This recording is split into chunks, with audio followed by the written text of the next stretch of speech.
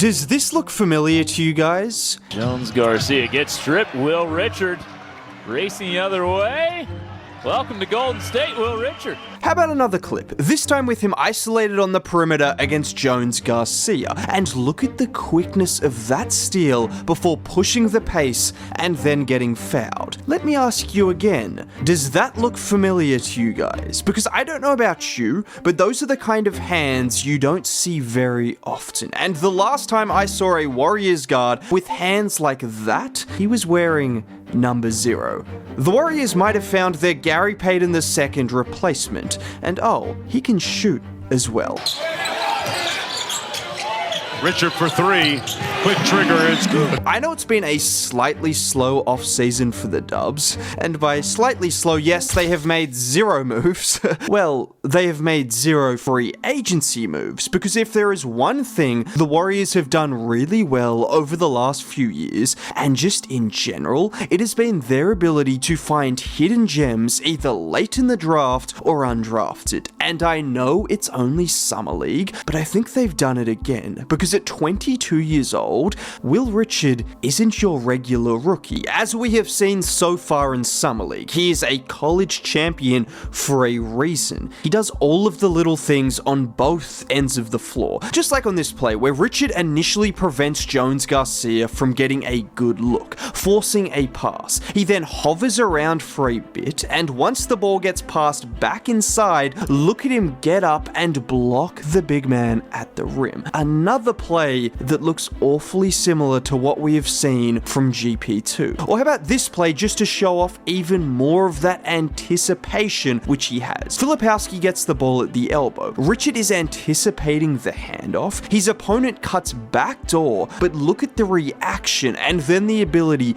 to strip it away. I know everyone says defense is just about effort, and that's a big part, but there is a skill, there is a mental and physical side to defense that goes beyond just effort. And when you talk about the quick hands and quick thinking of Will Richard, that's what stands out. And just to emphasize those hands he has, because I wouldn't make a Gary Payton II comparison lightly. That man is a special defensive talent and one of my favorite role players ever. But watch here, where Richard overcommits just a bit, losing his man, but look at the recovery. Like I said, those hands are something that not everyone can have. Just because you play hard on defense doesn't mean you are skillful enough to poke balls away in those situations. It doesn't mean you are smart enough to recognize when you are getting cut backdoor and react timely. This is what he has that a lot of other players don't have. But we all know there's no room in the NBA for specialists. Defensive, offensive specialists, you have to have more strings to your bow. GP2 was very unique because whilst he was quite limited offensively, he fit the system with the way he played, and the Warriors were able to maximize him and vice versa. So you might be questioning how Will Richard will fit into the system offensively. Well, he's not exactly like GP2 offensively. He is much more of a traditional 3-and-D player.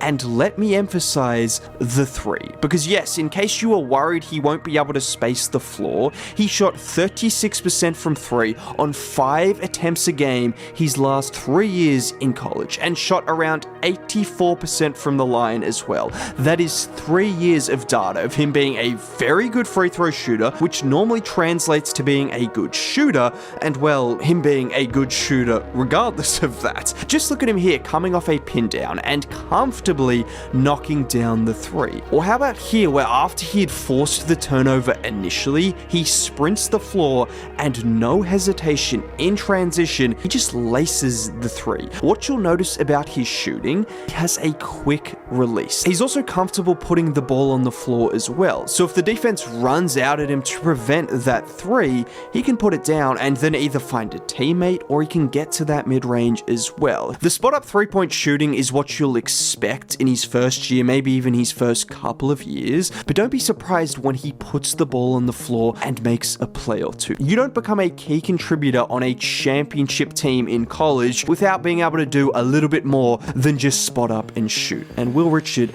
absolutely can. So when you look at what he can do defensively, when you consider he has been a reliable three-point shooter, he was a champion, he can score, he can play make a little bit, I'm sure you're probably wondering, what's the catch? How did the Warriors get him late in the second round? The same reason so many good players go undrafted or get drafted late. Age, and then also size. If Will Richard was 6'6" instead of 6'4", there's no doubt he would have gone 10 to 15 spots higher at least, because then he would have been a traditional 3-and-D wing, able to play the 3, maybe even the 4 in small ball lineups with his skill set. Now, he might not have that versatility, but what he does have is a 6'8" wingspan, similar to what we saw from DeAnthony Melton, who had a short but enjoyable stint on the Warriors, someone who's not the biggest, but that length can not only lead to getting in the passing lanes and forcing deflections, but it can also mean you can guard players bigger than you. And then there is the age aspect, which can actually be an advantage of being a good team and drafting, because while some teams are looking for players